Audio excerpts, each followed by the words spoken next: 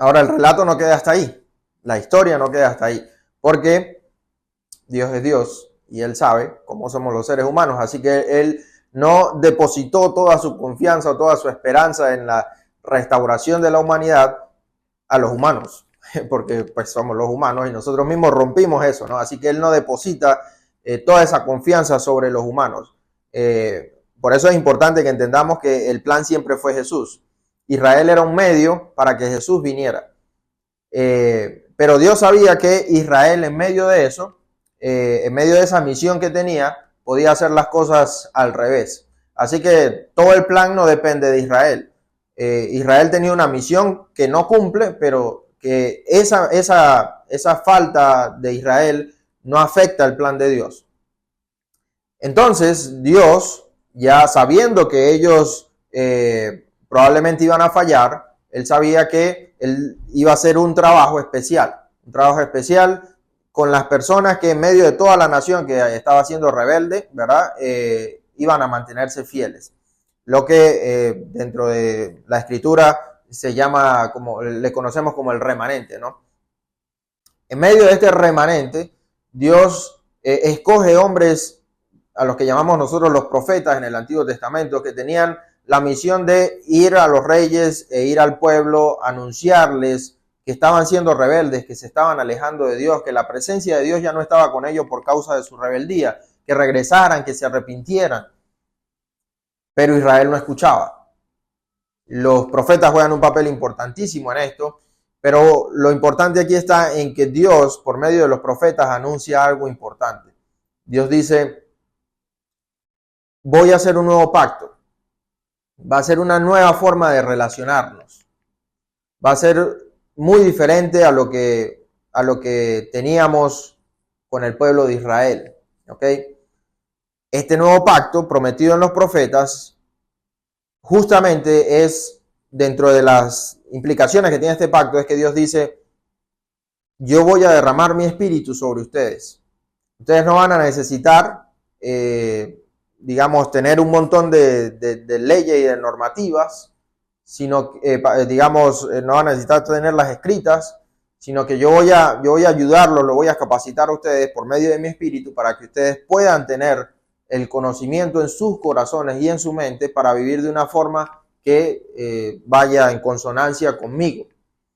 Entonces Dios promete esto a Israel con los profetas. Dice: va a venir un día donde yo voy a derramar mi espíritu. Tenemos algunos profetas como Joel, como Ezequiel, como Isaías, que nos hablan acerca de estas promesas.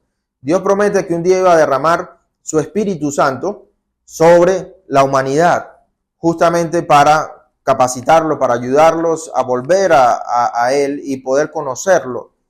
Entonces, este nuevo pacto que Dios promete por medio de los profetas es el hecho de que ya esto no iba a depender de un conjunto de leyes, sino que iba a ir a un espacio más relacional. Entonces, quiero que entendamos que la promesa de Dios sigue conectada con el hecho de que Dios está comprometido con restaurar a la humanidad y traerlo de vuelta a su presencia. El templo, el tabernáculo dentro de Israel eran lugares que representaron que la presencia de Dios estaba en medio de ellos, pero recordemos que Israel pierde eso. Y lo que Dios promete es: yo voy a regresar, mi presencia va a regresar, solo que va a ser de una manera diferente. No va a ser a un lugar específico, sino que va a ser a cada persona. ¿Ok? Mi presencia va a estar disponible para cada ser humano, ¿ok? Para cada persona. Obviamente en este contexto de las promesas, en el contexto de Israel, la promesa iba a Israel. Pero luego en el Nuevo Testamento nos vamos a dar cuenta de que el mismo Jesús, cuando comienza su ministerio, Él comienza a anunciar el cumplimiento de esta promesa que Dios hizo por medio de los profetas. Cuando Jesús está aquí en la tierra y está haciendo su ministerio, Él comienza a decir que Dios está cumpliendo con esta promesa, que el Espíritu Santo va a venir, que va a estar disponible para todo ser humano en cualquier lugar, en cualquier momento. Y son las palabras de Jesús a sus discípulos cuando habla acerca del Espíritu Santo. Y una de las cosas que Él les dice es justamente cuando en los últimos capítulos ya de Juan, Jesús está conversando con sus discípulos y les está explicando que él va a regresar al Padre, pero que no tengan miedo, que el Espíritu Santo va a estar con ellos, que va a estar en ellos y que de esa manera ellos van a estar juntos, van a estar pegados a Jesús y al Padre. Entonces quiero que noten estas conexiones y si usted puede más adelante puede leer los pasajes que yo le estoy poniendo acá para que usted mismo pueda hacer estas conexiones de este contexto teológico, porque todo esto es la base para entender cuál es el rol del Espíritu Santo en nuestra vida hoy. Entonces, esa presencia que estaba disponible en el jardín, que era una presencia accesible, total y absoluta de Dios, disponible para el ser humano, se perdió. Se perdió por la rebeldía humana. Luego, Dios escoge a Israel como medio para manifestarse al mundo y darse a conocer, y decide que va a manifestar su presencia y su gloria en medio del tabernáculo y posteriormente en medio del templo. Pero Israel, en medio de su rebeldía, rompe con esa relación y la presencia de Dios ahora una vez más sigue siendo inaccesible para el ser humano. No tiene acceso a la presencia de Dios. Después de que el templo de Israel es destruido por Babilonia en el año 772 a.C., más o menos, después de ahí no hay nada, no hay ningún tipo de forma de que el ser humano pueda conectarse con Dios. Y Jesús viene entonces a decirnos, ahora sí, yo he venido a traer esa oportunidad. Yo he venido a traer la oportunidad de que la presencia de Dios siga manifestándose en medio de la humanidad. Así que esto es maravilloso y es parte de la buena noticia que nosotros necesitamos creer y predicar. Entonces Jesús le dice a sus discípulos, va a venir el Consolador, ustedes van a ser guiados por Él. Y esta es la promesa que Dios ha venido haciendo desde el principio y que está haciendo y que está cumpliendo por medio de Jesús. Dice, cuando yo regrese al Padre, no se preocupen, ustedes no van a estar solos, es decir, la presencia de Dios no los va a abandonar, porque el Espíritu Santo va a estar disponible para ustedes. Y esto lo hemos completado, lo vemos finalmente como reflejado de una forma más completa en el libro de los Hechos, en el capítulo 2. Justamente cuando vemos esa historia, nos damos cuenta de que están los discípulos, ¿verdad? Y que el Espíritu Santo desciende sobre ellos y comienzan a pasar cosas maravillosas en medio de esta comunidad de fe.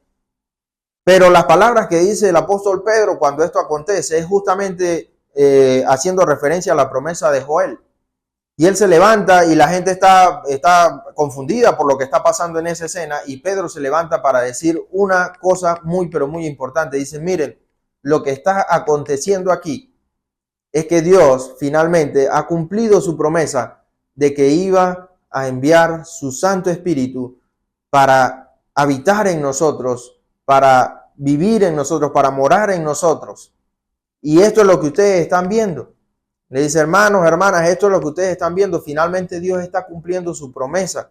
Él nos prometió a través de los profetas que no íbamos a depender de unas palabras escritas en una piedra para conocer a Dios, para relacionarnos con Él, o un sistema como el que estaba en el Antiguo Testamento, ¿verdad? Para conectarnos con Dios, sino que ahora Él dijo que un día ese Espíritu Santo iba a estar disponible para todo hombre y mujer. Y eso es lo que está pasando ahora. Se está cumpliendo. Y esto es importante entonces porque recuerden lo que representa la presencia de Dios. Desde el inicio hemos visto que la presencia de Dios representa vida, representa abundancia, representa esperanza, representa sanidad, todo eso. Y Israel, cuando contaba con la presencia de Dios, contaba con acceso a eso. Y ahora el Espíritu Santo viene a representar justamente eso. Es la presencia misma de Dios en nosotros, trayendo bendición. Jesús en su ministerio habla mucho de esto. Cuando usted lee el Evangelio de Juan, se va a encontrar con las palabras de Jesús prometiendo justamente vida eterna, prometiendo sanidad, prometiendo muchas cosas que están relacionadas justamente con la presencia de Dios. Por eso Jesús le dice a la mujer samaritana, el que bebe de esta agua no tendrá sed jamás. Y no estaba hablando de forma literal, estaba hablando de forma metafórica, porque justamente los profetas habían conectado al Espíritu Santo con agua viva. Es decir, con una fuente de vida inagotable que ahora finalmente se está cumpliendo en la comunidad de fe, en la iglesia.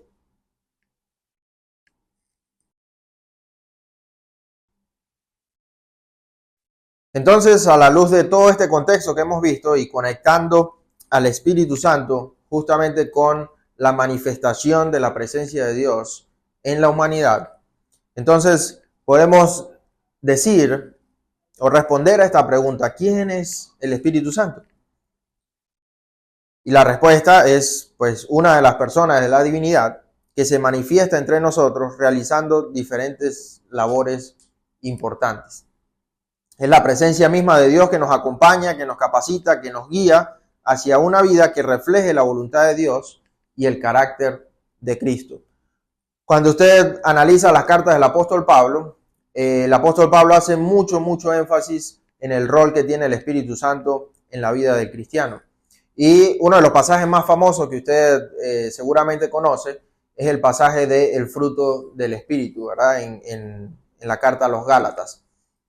El apóstol Pablo, cuando está hablando con los Gálatas, les dice que una persona que está viviendo en el Espíritu Santo, una persona que tiene el Espíritu Santo, es una persona que refleja en su vida el fruto del Espíritu Santo, que es amor, gozo, paz, paciencia, benignidad, bondad, fe, mansedumbre, templanza, frutos que usted ya los conoce. Este fruto es justamente el reflejo de que una persona tiene el Espíritu Santo, dice el apóstol Pablo. ¿Por qué? Porque la presencia de Dios, hemos venido diciendo que la presencia de Dios trae algo positivo a la vida del ser humano. Ahorita nosotros no tenemos un acceso pleno y absoluto a la presencia de Dios, tenemos un acceso parcial. Y esa promesa que Dios nos da de que si nosotros creemos en Jesús, nos bautizamos, recibimos el Espíritu Santo, es justamente el cumplimiento de eso, es les doy la oportunidad de poder acceder a mi presencia nuevamente. Lo hermoso y maravilloso de esto es la oportunidad que nosotros tenemos de acceder a la presencia de Dios en cualquier lugar y en cualquier momento. Si usted recuerda la historia de Jesús con la mujer samaritana, Jesús le dice, la discusión que está ahí es que la mujer le dice: mira, tú que eres judío, ¿cuál es el lugar donde nosotros debemos adorar a Dios? Porque nosotros decimos que es acá y ustedes dicen que es allá. Y la respuesta de Jesús es pero muy clave en esto, porque la respuesta de Jesús es: no se trata del lugar. A partir de ahora no se va a tratar del lugar, dice Jesús. Recuerden que el punto de esta conversación es el lugar. La mujer le pregunta: ¿en qué lugar? ¿Cuál es el lugar correcto para adorar a Dios? Jesús dice: ahora no se va a tratar del lugar. ¿Por qué? Porque ella pregunta el lugar, porque la pregunta aquí es: ¿dónde está la presencia de Dios para poder irlo a adorar? Tenemos que ir hasta Jerusalén. La presencia de Dios está solo allá en el templo en Jerusalén y ese es el único lugar donde podemos adorarlo. ¿O nosotros también tenemos la presencia de Dios aquí? Esa es la pregunta que está ahí en medio del pensamiento de la mujer samaritana. Y Jesús le dice: ya no se trata del lugar. A partir de ahora vendrá, mejor dicho, él dice, vendrá un momento donde los verdaderos adoradores adorarán en espíritu y en verdad. Es decir, ya no se trata del lugar. Esto va a ser posible en cualquier lugar y en cualquier momento. ¿Por qué? Porque en el Evangelio de Juan lo que nos presenta Juan es justamente que el Espíritu Santo venía. Y esa es la promesa que Jesús le hace a sus discípulos. Viene el Espíritu Santo y cuando ustedes tengan el Espíritu Santo, Él los va a guiar. Y no solamente eso, sino que al tener ustedes al Espíritu Santo van a ser uno solo con nosotros, con el Padre y conmigo. Vamos a ser uno, vamos a estar conectados, Es decir, ustedes van a tener acceso a la presencia de Dios. No de una manera plena, ese acceso pleno lo vamos a disfrutar nosotros cuando Cristo venga. Pero por ahora tenemos una gran bendición. Usted se imagina que usted tuviera que viajar no sé cuántas horas, la verdad no tengo el dato, ¿verdad? Pero no sé cuántas horas tendríamos que viajar nosotros desde aquí, desde Latinoamérica, hasta Jerusalén, para llegar al templo, si el templo existiera, para poder adorar a Dios. ¿Usted se imagina eso? ¿Usted se imagina que usted tuviera que depender de un solo lugar en un punto geográfico en el mundo para poder usted sentir que puede acercarse a Dios y hablar con Él o ofrecerle algo? ¿Se imagina eso? Pues eso es lo que Jesús está diciéndole ahí a la mujer samaritana. Ya no se trata de eso. Y la promesa que le hace a sus discípulos es, ustedes van a tener al Espíritu Santo. Y entonces cuando analizamos esto con las palabras del apóstol Pablo a los romanos y a los gálatas, lo que Pablo dice es, ahora ustedes son el templo del Espíritu Santo. Es decir, esa función que cumplía el templo en la antigüedad, que era el lugar donde se iban a ofrecer sacrificios, donde se iban a ofrecer ofrendas y todo lo que tenía que ver con el sistema litúrgico de Israel, era el único lugar donde se podía hacer. Ahora dice el apóstol Pablo, ya no es un lugar, ahora somos todos nosotros, todos los que tenemos el Espíritu Santo. Es decir, todos los que hemos creído en Jesús como el Mesías, hemos entregado nuestra vida a Él a través del bautismo y hemos recibido el Espíritu Santo, ahora somos un templo andante. Somos literalmente un templo andante. Eso quiere decir que la presencia de Dios debe estar trayendo a mi vida restauración. Tiene que estar trayendo a mi vida esperanza, tiene que estar trayendo a mi vida sanidad. No me refiero a una sanidad física, aunque Dios lo puede hacer, obviamente. Me refiero más a una sanidad integral. El Espíritu de Dios debe estar trayendo a mi vida justamente una restauración. Y esa restauración que el Espíritu Santo está trayendo a mi vida se muestra, se manifiesta, dice el apóstol Pablo, a través de este fruto, del amor, del gozo, de la paz, de la paciencia. Si el Espíritu Santo está en control de mi vida, entonces yo tengo que ser una persona que refleja eso. Entonces noten que no es que yo practico el amor para tener al Espíritu Santo, yo practico el gozo para tener al Espíritu Santo. No, no es así. Es cuando yo tengo al Espíritu Santo, yo soy una persona que ama, yo soy una persona gozosa, yo soy una persona paciente. ¿Por qué? Porque tengo al Espíritu Santo. Entonces, yo no practico el gozo, el amor, la paz, la paciencia para que la presencia de Dios esté conmigo, sino que si la presencia de Dios está conmigo, si el Espíritu Santo está conmigo, entonces yo termino reflejando eso. Por eso se llama fruto. Por eso se llama fruto. No es la semilla, es el fruto.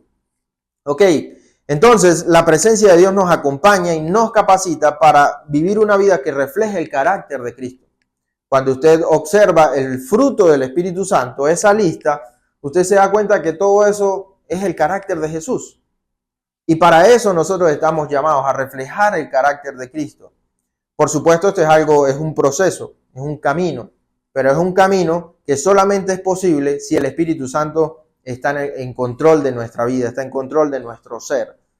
Así que el Espíritu Santo es el mismo Dios manifestándose en nosotros de manera poderosa para capacitarnos y ayudarnos a hacer lo que realmente nosotros fuimos creados a hacer. Seres humanos parecidos a Cristo. Ese es el objetivo de Dios con nosotros. Transformarnos a la estatura de Cristo, a tener y representar ese mismo carácter. Y esto es maravilloso porque es un mensaje de esperanza en el que Dios nos dice, mira, yo te creé para ser como Cristo. Cristo es el modelo verdadero del ser humano. Yo te creé para ser como Él. Yo sé que ahorita tú no puedes ser como Él. Por eso yo voy a ti. Y ahí es donde entra el Espíritu Santo. Es la presencia de Dios en nosotros. Y dice, yo voy a ti y te ayudo. Lo único que te pido es que reconozcas que Cristo es tu Rey. Te entregues a Él. Y yo voy a ir a ti y te voy a capacitar y te voy a dar las herramientas para irte perfeccionando cada día más. Hasta que esto se cumpla de manera plena en la venida de Jesús. Entonces, fíjense lo maravilloso que es esto, fíjense lo importante que es esto, porque entender dentro del contexto teológico lo que es el Espíritu Santo, la presencia misma de Dios manifestándose en nosotros para acompañarnos, para guiarnos. Por eso Jesús le dice a sus discípulos, no tengan miedo de qué van a decir. Yo voy a estar ahí para recordarles lo que ustedes tienen que decir. Y a nosotros, la promesa para nosotros es, yo estoy con ustedes. Estaré con ustedes, los voy a capacitar y les voy a dar la fuerza para que ustedes cambien y mejoren y se parezcan más a Jesús. Pero una vez más, les recuerdo, no es lo que yo hago para que el Espíritu Santo esté conmigo, sino que el Espíritu Santo cuando está conmigo me ayuda y me transforma para lograrlo. Entonces, ¿quién es el Espíritu Santo? Es Dios, es la persona de Dios, manifestándose en nuestra vida de forma no corpórea, ¿verdad? Para capacitarnos, para acompañarnos, para guiarnos.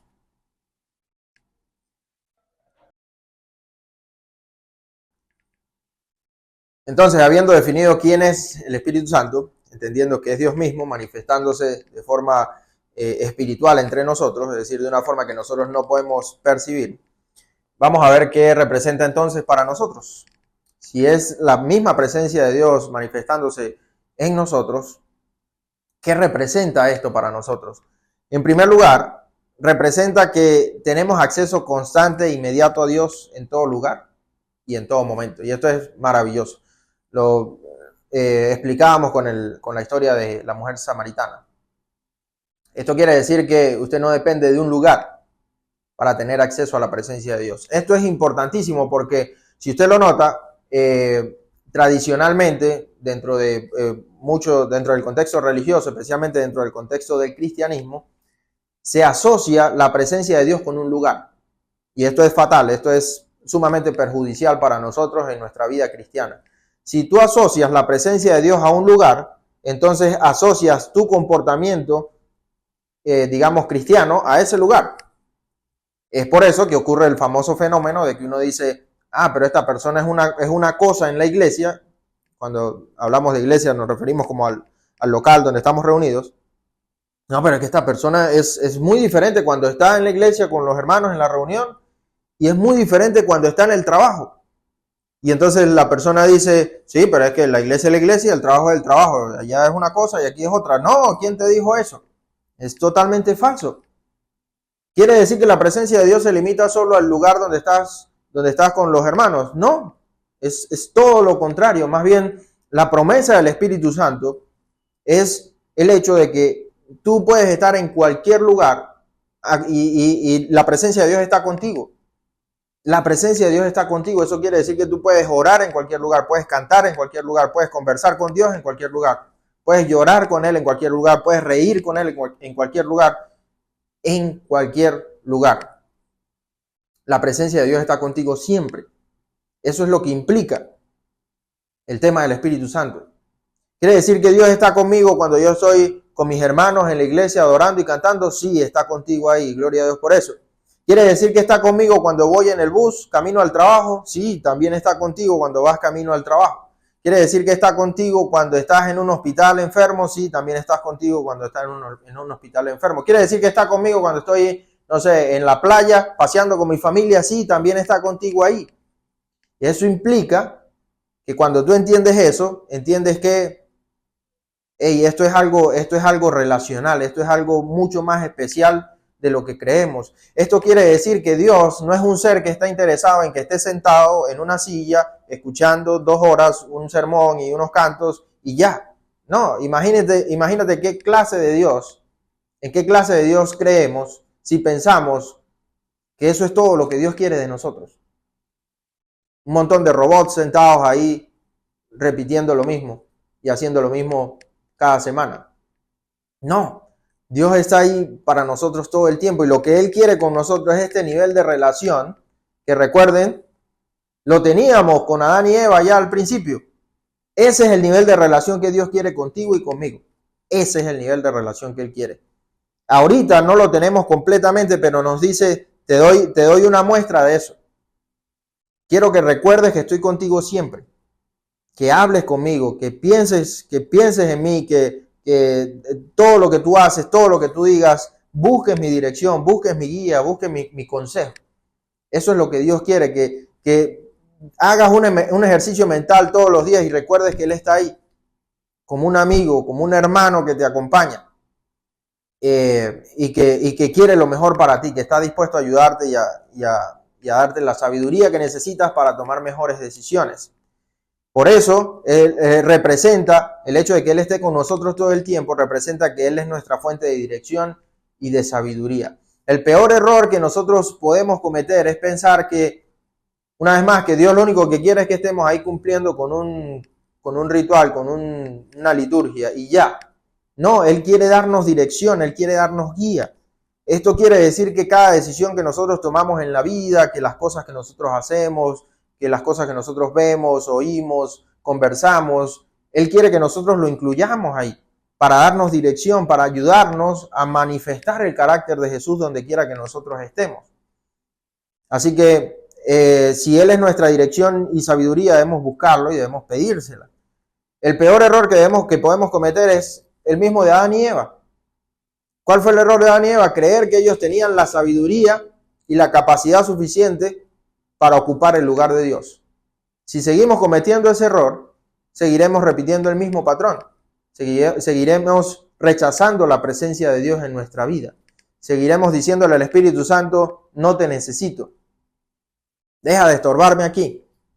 ¿Para qué? A ti solamente cuando estemos allá en el local reunidos. Ahí contigo me relaciono. Pero en el resto de mi vida, déjame tranquilo, déjame en paz. Ahí no te necesito. Ese es el peor error que nosotros podemos cometer. Número 3, representa la fuente de transformación para nosotros. Le decía que el apóstol Pablo afirma de que cuando el Espíritu Santo está en nosotros, el resultado es transformación al carácter de Jesús. ¿Quieres saber si el Espíritu Santo está contigo? Pregúntate si tu carácter refleja el carácter de Jesús. No quiere decir que lo vamos a reflejar de una manera plena y perfecta todo el tiempo. Pero si la mayor parte de tu día a día, el carácter que muestras al mundo es tu propio carácter, ese carácter egoísta, orgulloso, amargado, o ese carácter envidioso, mentiroso, si ese es el carácter que yo reflejo a las personas que me rodean, entonces pues claramente el Espíritu Santo no está en control de mi vida y no estoy dejando que Él me dirija y me transforme. Pero si resulta que yo soy un gran mentiroso y soy una persona muy amargada y molesta por todo, y de repente empiezo a comportarme de una manera diferente y dejo de actuar de esa manera. No quiere decir que más nunca vuelva a decir una mentira, pero si antes decía 10, ahora digo 2. Si antes me molestaba por todo lo que me decían, ahora me molesto de vez en cuando nada más. Quiere decir que hay una transformación, quiere decir que hay un cambio, hay un proceso que el Espíritu Santo está realizando en mi vida y eso es sumamente importante. Él es quien nos transforma. Y es quien nos capacita también para desarrollar dones y habilidades dentro de el reino de Dios para servirle. El apóstol Pablo también habla de esto con los corintios y les explica esto, pues que el Espíritu Santo capacita también a la iglesia para que podamos tener las habilidades, los talentos que necesitamos para servir no solamente a la iglesia, sino también al mundo. ¿Ok? Entonces, necesitamos que el Espíritu Santo esté en control de nosotros para justamente hacer un buen trabajo para Dios y hacer un buen trabajo con Dios. Entonces, todo esto representa la presencia de Dios en nuestra vida. Y aquí lo importante es entonces conectar esto con nuestras rutinas diarias. Es decir, cómo estamos haciendo presente a Dios en nuestro día a día. Y para eso vamos a conversar entonces de cómo nos relacionamos con el Espíritu Santo.